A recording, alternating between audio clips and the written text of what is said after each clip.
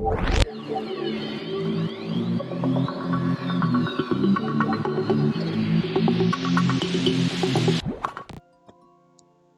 everyone and welcome to some more Super Mario Maker 2. So what we're going to do in this video, it's going to be most likely a very short one. We're going to take a look at my new level, Iggy's Hotfoot Hopscotch. And by new, I mean it's been out for a few weeks, but that being said, it's still the newest one that I've made. Interesting, the clear rate's actually gone up a little bit since I've last checked, but I'll take it. I honestly don't think it's a 3.89% difficulty.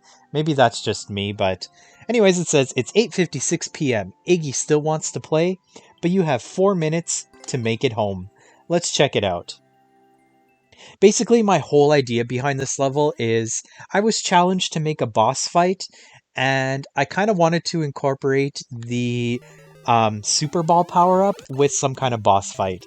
So that's kind of my starting point, but the whole idea behind this is, or at least the first part of the level, is you're playing hopscotch, and each of the numbers indicates how many jumps you're going to have to make it to the other side. And 5 being the last one here, with the lovely P-switch jumps that I am so fond of. This is just a mad dash part to the end. Once you make it here, you go down, and look! You're standing in the lava! So this was basically my whole idea for the level, which you will see in the boss fights, is I wanted to make platforms where it looks like you're actually standing in the lava, but you are still fighting a boss. I was going to design the level around this as well. I ended up deciding against it, just because I didn't really like how it feels. Also, I included a infinitely spawning power-up pipe here to make this part just a little bit easier. I wasn't going to do it, but I don't know, I felt like... Oops, I died. I felt like with my previous levels, the difficulty was just a little bit higher, so I kind of decided to make it a little bit easier. But that being said, there is a 2-phase boss fight, and the second phase is a lot harder. There's a lot smaller margin of error. Also, I included a spike ball, so you don't have to super ball him so much to death. He does already have 1 hit taken out of him, so you only have to hit him for 2 hits, basically. Just to make it a little bit easier for the player. And then other than that, it's just basically trying to figure out the proper angles that you can hit him with the super balls at, which I'm apparently struggling with right now. There we go. Oh, now he's over there. Fair enough. Yes, come over to this side. Come to the dock side, my friend. There we go. Make the jump over. Also, I put the P-block indicators there to show the spots where you actually can stand. This part I made difficult on purpose. I wanted to add some kind of difficulty.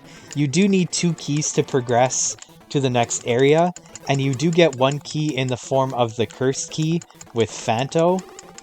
And this is probably the part where people struggle the most, I would say. But there is a checkpoint right before this, so it's not like you have to start back at the beginning. I was going to make this a clear condition level, but then I thought that was probably just too mean for the player, so... And there we go, we just need 1 more hit on him. We're good to go. Just avoid Phanto. We're almost there. Oops, I took a hit. You can see that there are super balls scattered throughout. There are 3 extra ones just in case the player needs them. But there we go. We made it through. Make it through the door. Got some extra lives here. And then the finale, just sprint to the end. I didn't test it without sprinting, but you can see that's the mechanic there. You've probably seen it in other levels, but we're just running on the bullet bill launchers that are hiding just slightly under the surface of the lava. And there you go. There's my level. Thank you to Fishy Films and Jerios for your lovely comments. It's very nice of you.